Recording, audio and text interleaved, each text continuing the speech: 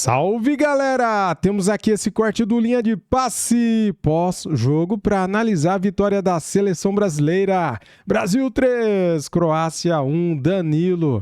Jogou muita bola, hein? Que jogador. Endrick entrou e mudou o jogo, também jogou muito. O Vinícius Júnior fez um excelente primeiro tempo, né, galera? Então, cara, vamos ver aqui os pontos principais. Quem bateu na porta, né, do Ancelotti, falou, tô pedindo passagem aí para a Copa do Mundo. Quem carimbou a vaga para a Copa do Mundo. Vamos ver aqui o que os comentaristas do programa Linha de Passe vão falar sobre o jogo, sobre quem foi bem, quem foi mal dos jogadores, tá bom, galera? Eu gostei do que vi hoje, acho que a seleção brasileira deu uma resposta satisfatória, né? Uma resposta que a gente precisava. Errei o placar, meu palpite era 2-1, a seleção brasileira venceu por 3-1, né, cara? E poderia ter feito mais, hein? Pois é, deixa o like, se inscreva no canal, seja bem-vindo e ative o sininho. As imagens são da ESPN Brasil, link na descrição. Como créditos, vamos lá pro vídeo. Seleção brasileira, fazendo tempo que o Brasil não ganhava, hein? Vitória, 3-1 sobre a Croácia, é importante, claro. Importante é resultado lá a partir da Copa do Mundo, né? Desde o primeiro jogo, como já disse o Ancelotti, né? Mas também é importante vencer nesse último amistoso para dar uma confiança, para levantar um pouco o moral e o ânimo aí do torcedor brasileiro, mas principalmente, claro, ali dos jogadores e do grupo. Estamos começando o programa com o Zupac, com o Calçade e também com o Birner. Você continua aí no YouTube. Daqui a pouco, se na próxima uma horinha pintar o Ancelotti, a gente chega com ele também para ouvir o técnico da seleção brasileira. Paulo Calçade, direto e reto, sem lero-lero, nem vem cá que eu também quero. Ó, vamos lá. Tô inspirado. lero-lero. Ficou felizão, né? Tá vendo? Tô contente, tô feliz. Danilo. Só um nome para você, Danilo. Está na Copa do Mundo? Meio-campista, ex-jogador do Palmeiras. Cara, eu entendo que sim. E a gente falou dessa possibilidade ontem e falamos com o Pedro Ivo faz uns 15, 20 dias sobre isso. A gente já falou há algum tempo, né? E aí ele dentro de campo é um cara que aproveitou o momento. Eu entendo que ele tem condição de ser um nome na lista do Ancelotti e a gente pode falar mais sobre isso aqui, até porque é uma lista com vagas, distribuição de vagas um pouquinho diferente. Isso. Né? Então a gente vai ter um peso defensivo muito grande, ofensivo também e um meio de campo com a menor quantidade de jogadores. Tudo bem. No meio de campo da seleção brasileira hoje, você tem dois caras mais bem definidos, né? Casimiro e Bruno Guimarães. Acredito que então ele vai levar 5, já disse que serão 9 atacantes, serão 9 defensores, 18. Mais 3 goleiros, 21. Restam 5 nomes. Que são esses caras E aí. nesta lista... Tem Danilo. Não, na lista para esta data FIFA, ele convocou nessa proporção. Sim. Ele convocou 9 atacantes, 5 jogadores no meio. Então o Ancelotti, cara, assim... ele não teve tempo, a gente já falou isso, né, ao longo desta jornada de Ancelotti. Ele não teve tempo para ficar pensando em muitas alternativas. Tal. Ele olhou, focou, falou, vai ser assim, e tentou, com o tempo curto, estabelecer um padrão. E ele conseguiu. A questão é evoluir o padrão. E ele funcionar. Então eu vejo isso e tem muita coisa para falar. Dá para falar de Banhes, dá para falar de Danilo, dá para falar de Luiz Henrique. Mas vamos fazer dá aqui. para falar quem é o nono atacante. Sim, então... Eu vou citar, muita coisa aqui. Eu vou começar aqui abrindo com alguns nomes, falando individualmente, depois a gente vai falar por setor, porque é legal essa conta do setor, até o Zupac falava aqui no YouTube. Uma coisa né? assim, aqui está o resultado. A minha posição com esse resultado seria a mesma com 1-1. Não, claro, porque eu estou olhando para outra coisa. Exatamente. Claro que vencer é legal e é fundamental. É horroroso sair numa data FIFA, véspera de Copa, ganhar de ninguém. Isso. Mas... o olhar dele está focado em outras coisas, do treinador da seleção. Sem dúvida. E aí a gente vai falar uma coisa que o Zupac levantou aqui no YouTube, também é legal. Quem sai para essas peças que a gente está encaixando? Fácil é colocar, né, Zupac? Essa vai ser a conversa. Que alguém vai bem, a gente fala, puta, esse cara tem que estar na Copa. Só que são 26. E aí, como faz? Como é que faz, né? Levando em consideração essa conta aqui que a gente vai fazer já já. Setor ofensivo com 9, setor defensivo com 9, 3 goleiros, sobrando 5 para o meio campo. Essa é porque o Ancelotti externou isso, né? A gente não tirou do nada. O Ancelotti externou isso, segundo ele vai ser isso, então a gente vai fazer essa conta. Mas ainda falando individualmente, Vitor Birner, Luiz Henrique está mais do que dentro dessa Copa do Mundo? Tudo bem? Tudo bem, William? Boa noite a você, Calçade, Zupa, boa noite aos seus fãs de esporte.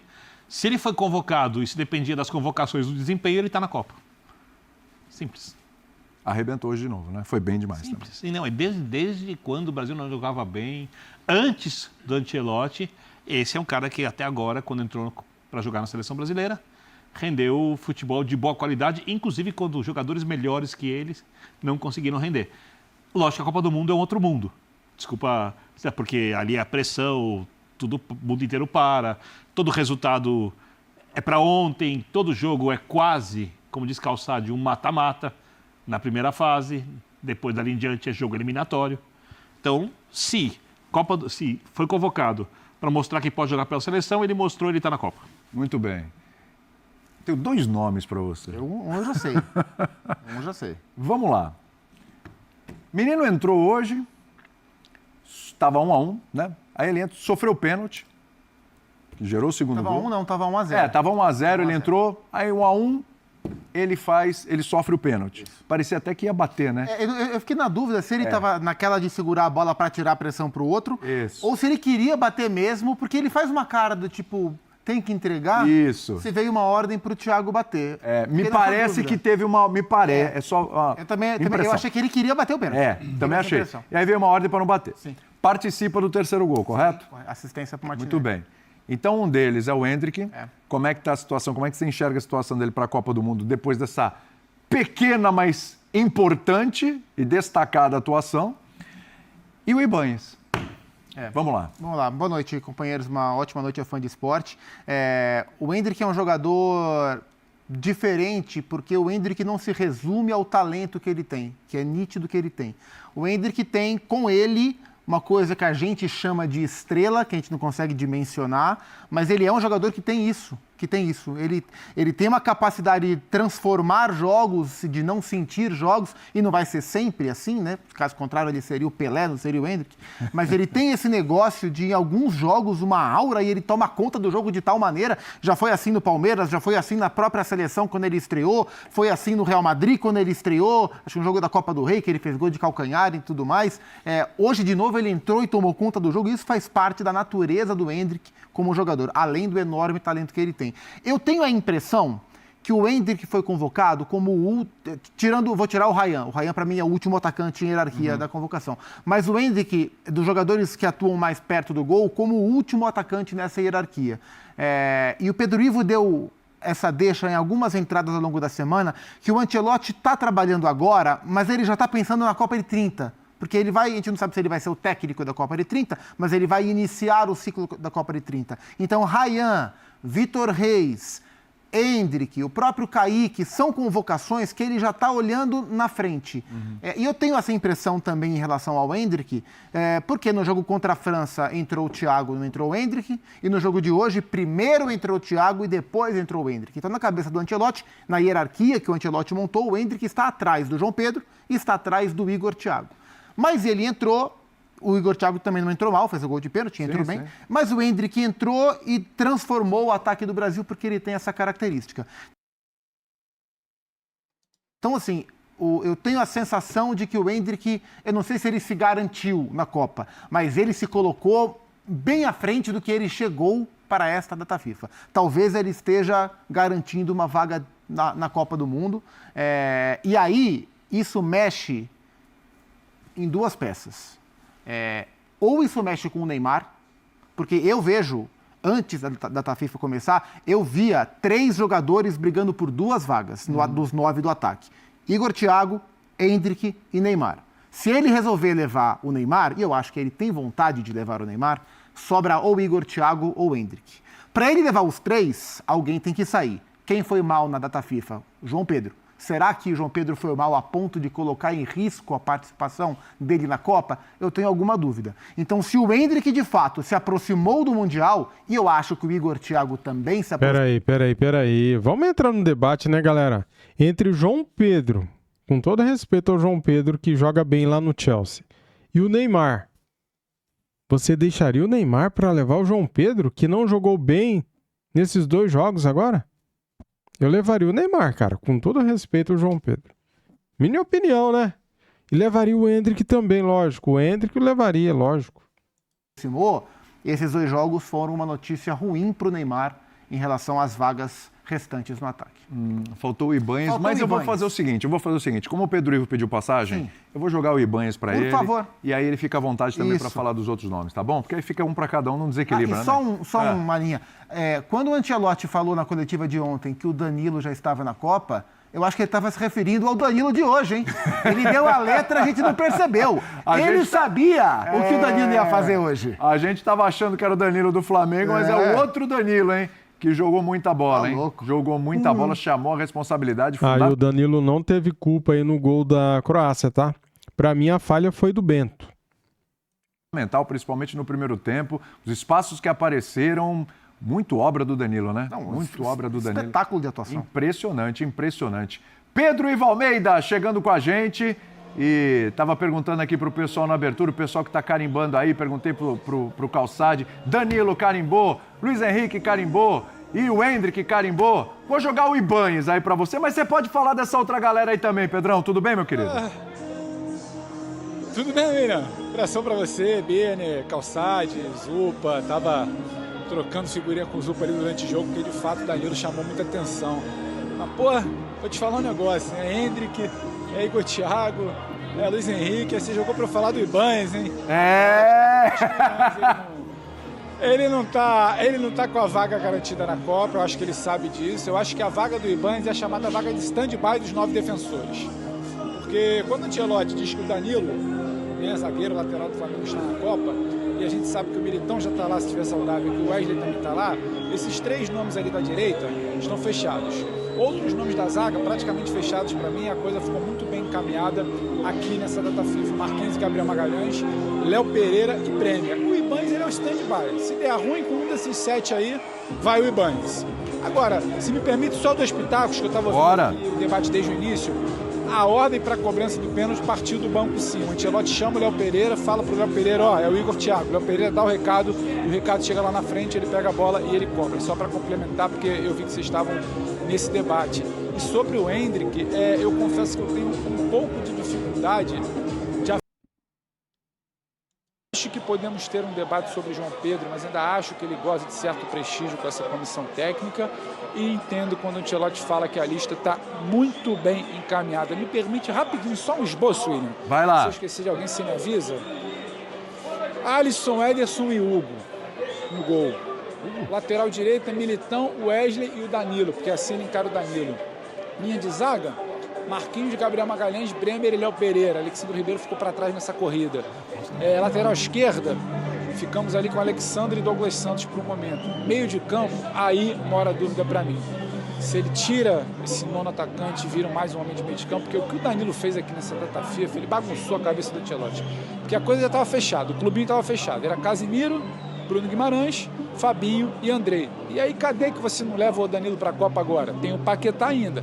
Então pode ser que tenhamos 6 meias. Se tivermos 6 meias, eu colocaria esses 6 que eu acabei de citar. Casimiro, Bruno, Andrei, Fabinho, Danilo e Paquetá. Vamos lá para frente. Aí tem beirada direita, Estevão, Luiz Henrique, Vini, Rafinha, João Pedro, Matheus Cunha. Aí é que eu acho que entra a briga lá na frente. Aí você tem Igor Thiago, aí você tem Endrick. Não se sabe o que vai ser do Neymar. Sabe, tem muita gente ali para brigar, mas eu acho que a coisa está ficando muito bem encaminhada para o Ancelotti. Eu ficaria muito surpreso se fugisse desses nomes aqui que a gente está trazendo para o papo. Acho que a coisa está sim bem encaminhada. E vai muito além do resultado, do 3-1, acho que vai muito mais pelo que foi a data FIFA, pelos recados que ele dá, com hierarquia de entrada, com hierarquia de teste, pelos 60 minutos de um bom futebol que o Brasil jogou até aquele momento. A reação aqui é a mesma que a minha, mas não sei se a pergunta é sobre isso, mas vai lá. Sobre os goleiros, Pedro, porque na convocação, na coletiva de convocação lá na CBF, onde você estava, quando questionado sobre os 3 goleiros, Alisson, Ederson e Bento, se a lista estava fechada, o Ancelotti deu a entender que sim, que o Hugo ali era o quarto. Aí o Alisson machuca, o Hugo é convocado e o Bento tem a falha no gol, na saída do gol de hoje. Você cogita o Hugo como esse terceiro nome, levando em consideração a avaliação do jogo de hoje?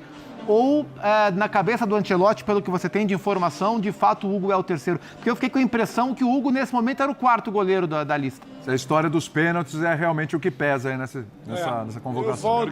Eu volto para setembro de 2025, quando o Ancelotti, naquela entrevista que nos concedeu lá na CBF, ele fala: estamos pensando em ter um terceiro goleiro especialista para os momentos de pênalti. Estamos pensando, ele não crava. E aí, pelo que deu para conversar, pensou-se muito. Sim, seria o Hugo, poderia ser ele. Só que se pensou tanto, e tudo que o Ancelotti fala de observar, comportamento, tal do caráter, não é ser bom caráter ou mau caráter, mas é comportamento, né? No italiano é uma coisa de personalidade, como se comporta e tudo mais, o Hugo ficou para trás nessa corrida. O Hugo disputa essa quarta vaga ali, uma informação aqui, com o John. A comissão técnica gosta muito do John. John e Hugo. Hugo hoje, para mim, é o quarto nome. Se tivesse que fechar aqui agora uma opinião, um pitaco, o Bento não vai perder a vaga por conta dessa saída no gol croata. O Bento faz uma boa defesa no primeiro tempo ainda. E o Bento foi convocado em todas as listas do Ancelotti, ele foi convocado. Ele esteve presente em todas as listas. Eu ia começar justamente pelo meio. Só que é o seguinte, eu acho que fica um pouco complicado a gente separar o meio do ataque. Por quê? Porque são 5, mas podem ser 6. Se forem 6 no meio, vai impactar no ataque, vai tirar uma vaga da turma da frente. Se vocês optarem por 6... Pela maneira que o time está jogando, faz pouco sentido você tirar. Para jogar com 4 atacantes, tem que levar 9. Então você mantém 5 no meio. Mantém 5. E tchau, Paquetá? Ou tchau, Fabinho. E você conta com o Danilo. Por exemplo, eu acho o Danilo mais jogador que o Andrei. Eu acho o Danilo melhor jogador do que o Andrei. O Casimiro é um cara que em algum momento da Copa vai te deixar na mão. E aí o Fabinho. Que o Danilo já jogou de primeiro, né? Mas ok. Eu acho o Danilo mais jogador do que o Andrei. Eu acho que o Danilo chegou para essa convocação brigando por um espaço. E eu acho que o Danilo sai dessa convocação com uma chance de virar titular durante a Copa. Então, Zupac, eu acho que... Eu não descarto o Danilo brigar para jogar com o Bruno Guimarães. Então, o que ele ofereceu hoje para o jogo do Brasil transformou a maneira do time jogar. Eu vou um pouco mais além. Olhando o jogo contra o Marrocos, dependendo das avaliações do Ancelotti no treinamento, o Danilo pode não só ser o titular, como convencer o Ancelotti a jogar com 3 atacantes. Ver como é que o Bruno vai voltar de lesão, hein? Colocar isso aí... Contando que o Bruno volte bem, né, Pedro? Já estou contando com isso. Sim. Casimiro, Bruno e um terceiro no meio campo, eventualmente. Solta o que a gente escuta aqui. Desculpa, Birner. O Bruno veio de uma lesão grau 3. O Bruno vem de um grau 3. Então não se sabe. O grau 3 ele não chega fazendo sequência, ele não chega, sabe, enfileirando jogos. Então, assim, o Bruno volta ali final de abril, início de maio. Qual é a sequência dele em maio? O Bruno vai participar como da primeira semana de treinamento? Qual é a participação do Bruno no amistoso contra o Panamá, contra o Egito? Tomara que seja muito boa, mas eu acho que o Danilo, conversava com o Zupac durante o jogo, o Danilo ele dá uma tranquilidade para a comissão técnica, aquela coisa, Casimiro e Bruno Guimarães, ponto e acabou. Aí o Bruno se machuca. Opa! O Danilo dá um respiro, talvez tirar de uma amistoso antes da Copa, talvez passar um tempo sem treinar para focar um pouco mais na recuperação física. O Danilo vai possibilitar isso. Eu acho que ele sai daqui hoje convocado. Eu estou com o Zupa. Ele chega buscando espaço e ele sai com o Ancelotti numa equação na mesa para resolver quem é que sai, se é um atacante ou se é um meia. Ele está na parada. Eu também acredito nisso. Acho que ele garantiu, porque não que o Ancelotti empurrou o problema para o Ancelotti. Não que o Ancelotti seja um caçador de fatos novos, assim, que isso aqui vai revolucionar, nada disso. Agora, você vê um cara que está numa jornada, assim, ele está subindo a ladeira com uma velocidade, ele é um jogador que ele conduz a bola, ele chega na área, a gente viu isso, então ele é um jogador que deixa o setor bem dinâmico, e a característica do time, né? Eu sei que a galera, quando faz sua lista, pensa só, esse merece, mesmo que o tal merecimento desequilibre toda a convocação. Que o treinador leve 4 jogadores para uma função e leve um para outra. Machucou, ele não tem o que fazer. E sem levar em consideração qual é a ideia do técnico em relação ao time. Exatamente. E aí que é uma... Por exemplo, eu vejo, o que é o Igor Thiago? O Igor Thiago é um jogador diferente para uma situação que a seleção não tem. Alternativa. Mas ele não tem. E ele está fazendo gol à beça na Premier League num time que não é gigante. cara, você tem que olhar para ele com carinho. E ele, acho que deu boas demonstrações, sim, do cara, não teve tantos minutos, mas ele pode ter convencido. Hoje, Matheus Cunha, você tinha Luiz Henrique, João Pedro, Vini e Matheus Cunha, entendeu? Esse lado esquerdo, ora o Vini aberto, o Matheus por dentro. Sem bola, era o Matheus fechando o lado para não desgastar o Vini. O Vini na frente. Vini e João Pedro. Com bola, trocava. O Vini fazia o corredor e o Matheus vinha por dentro. E aí é onde cada um tiver naquele momento. Matheus Você pode ter um Vini mais aberto, o Matheus Cunha fazendo esse entre o lateral e o zagueiro num corredor, que ele faz muito bem. A gente viu algo diferente. A seleção hoje teve uma situação em campo diferente de outras partidas. Faz uns 8 meses atrás, eu conversando com o Caio Alves e o nosso Matheus Carreira no Data ESPN. E aí eu propus a eles o seguinte, isso lá atrás. Eu ainda falei com eles hoje, com o Caio Alves. Falei, vocês poderiam fazer uma análise no Data de João Pedro e Matheus Cunha juntos. Né? E eles estavam no campo hoje. E passou um tempão. E dá para jogar. Só não vai pôr os dois aqui. O Cunha deu uma bola maravilhosa para o João Pedro no primeiro tempo. Exatamente. Em relação ao Danilo, acho que o que a gente viu de bonito, de impactante no jogo, é um pouco do fruto do amadurecimento e da transformação, da evolução do Danilo como jogador em 3 etapas, né? O Danilo do Palmeiras ele era mais o primeiro volante, o Zé Rafael era mais o segundo. Ele chegava, mas ele era mais um cão de guarda, tanto que quando ele sai, o Palmeiras fica um tempo até achar um 5. Aí o Danilo vai para o Forest e no Forest ele começa a trabalhar como um volante mais à frente, né? Nessa ideia super moderna de ter o volante capaz de roubar bola lá na frente. É muito importante ter alguém que roube bola lá na frente. E ele começa a jogar mais adiantado. E agora no Botafogo, ele é esse jogador, pisando a área, ele é o artilheiro do Botafogo. Né? Então o Danilo foi se transformando do Palmeiras para o Forest, do Forest para o Botafogo. E hoje a gente viu o Danilo jogando mais à frente, né? Então quando é Casemiro e Bruno, o Bruno é um passador. Quando é Casemiro e Andrei, o Andrei guarda mais lado a lado com o Casemiro. E hoje era Casemiro de primeiro e o Danilo mais próximo da linha dos homens de frente com bola, pisando a área e ajudando. Acho que esse é um ponto. Porque como o Brasil joga com 4 atacantes, muitas vezes o Brasil sobe para tentar roubar essa bola lá no alto. E o Danilo é um cara que ajuda muito para pressionar alto. Então o Danilo oferece um jogo diferente do Andrei, para mim superior, e oferece um jogo diferente do Bruno. Eu acho o Bruno melhor do que o Danilo. Mas ele oferece um outro tipo de jogo. Então acho que ele pulou... O jogo dele mais completo. Muito agressivo.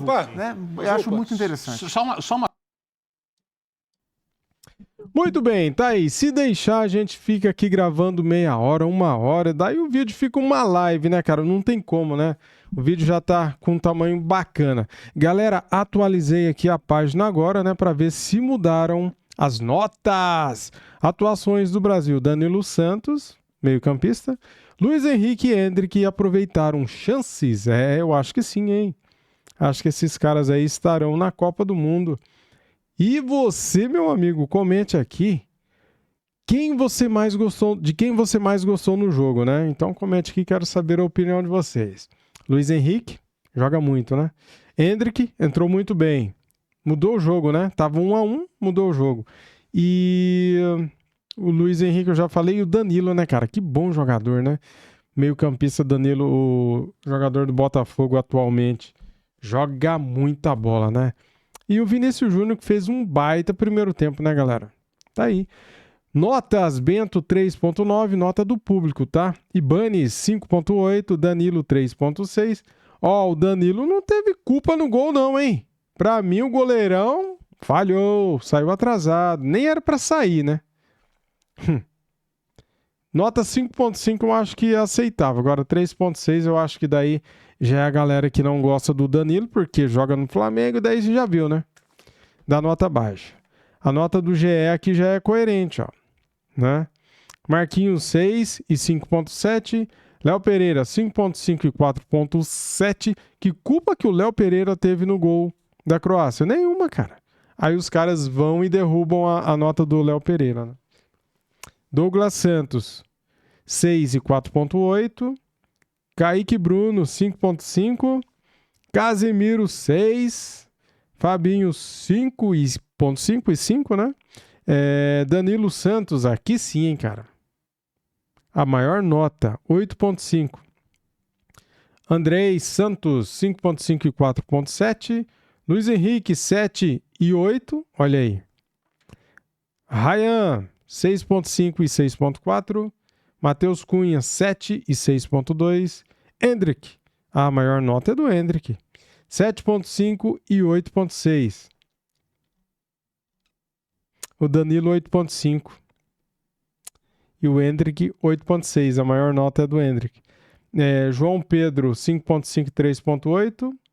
Do ataque, para mim, foi o mais fraco mesmo, o João Pedro. Igor Thiago, 6,1.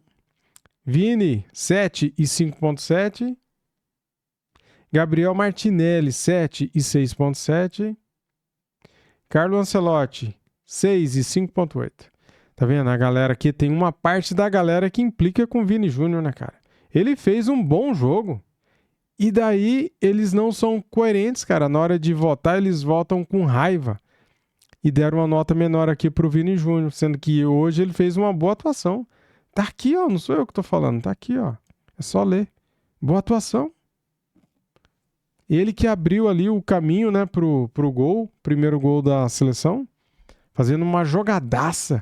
Uma enfiada de bola do Matheus Cunha, né, cara? Daí ele pega e dá assistência pro Danilo. Abriu o placar, né? Valeu, tamo juntos. Deixa o like, se inscreva no canal e ative o sininho e fui.